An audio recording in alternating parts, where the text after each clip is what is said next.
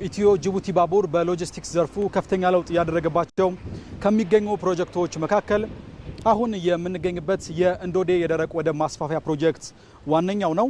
ጥቅምት 15 ቀን 2018 ዓ.ም ግንባታው የተጀመረው ፕሮጀክቱ 1.5 ቢሊዮን ብር ወጪ ይጠይቃል። ይህን ፕሮጀክት በ3 ወራት ለማጠናቀቅ የታቀደ ሲሆን በአሁኑ ወቅት ደግሞ የግንባታ ሂደቱ የማጠቃለያ ምዕራፍ ላይ ይገኛል። አጠቃላይ ስራውም 98 በመቶ ተጠናቋል። ፕሮጀክቱን ሲጠናቀቅ የኮንቴነር ጭነት የማከማቸት አቅምን በእጅጉ ከፍ ያደርገዋል። ከዚህ ቀደም የነበረው 1000 ኮንቴነሮችን ብቻ የማከማቸት አቅም ነበር። አሁን ደግሞ ወደ 4500 ከፍ በማድረግ ትርጉም ያለው ለውጥ ያመጣል ተብሎ ነው የሚጠበቀው። የወጪና ገቢ ኮንቴነር ጭነት ማውረድና መጫን ላይ ይወስድ የነበረውን ከፍተኛ ጊዜ ከ10 ሰዓት በላይ ይወስድ ነበር። ይህንን ወደ 30 ደቂቃ ዝቅ የማድረግ አቅም ይኖራል ተብሎ ነው የሚጠበቀው። በምዕራፍ 2 የሚከናወነው ሌላኛው ፕሮጀክት ደግሞ የአፈር ማዳበሪያን ጨምሮ ብትን ጭነቶች የሚስተናገድበት የጭነት ማዕከል ነው። 1.4 ቢሊዮን ብር የሚፈጅ ሲሆን በ3 ወር ውስጥ ለማጠናቀቅ ነው እየተሰራ የሚገኘው።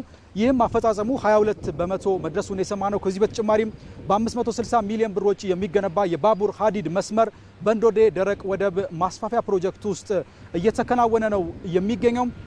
የአፈር ቁፋሮን ጨምሮ ለግንባታ አስፈላጊ የሆኑ ግብዓቶች እየተሟሉለት ሲሆን የካቲት 23 ቀን 2018 ዓ.ም ግንባታው መጀመሩ እናስታውሳለን። ይህም በ3 ወር ጊዜ ውስጥ ነው ይጠናቀቃል ተብሎ የሚጠበቀው። በቀናት ውስጥ በተሰሩ ስራዎች ደግሞ 10 በመቶ ተግባራት ተከናውነውለታል። በሌላ በኩል በዚህ በእንዶዴ የጭነት ማዕከል እየተገነባ የሚገኘው ደግሞ አጠቃላይ መጋዘን የሎጂስቲክስ ዘርፉን ገቢና ወጪ ምርቶች በማከማቸት ከፍተኛ ሚና የሚኖረው ነው ተብሎ ነው የሚጠበቀው። የዚህም የግንባታ ሂደት በ1.47 ቢሊዮን ብር የሚገነባ ነው። መጋዘኑ በ9 ወራት ውስጥ ነው ለማጠናቀቅ እቅድ የተያዘለት። በአጠቃላይ ስንመለከተው በሁለት ምዕራፍ እየተከናወነ የሚገኘው የእንዶዴ የደረቅ ወደብ ማስፋፊያ ፕሮጀክት የሎጂስቲክስ ዘርፉን ከተመለከትን በዋናነት የሀገራችንን ብትን ጭነት የማስተናገድ አቅምን በ4 እጥፍ ነው የሚጨምረው። ጭነት የማውረድና የመጫን አቅምን ደግሞ በ7 እጥፍ እንዲሁም ደግሞ የኮንቴነር ማከማቻ አቅምን በ5 እጥፍ ይጨምራል።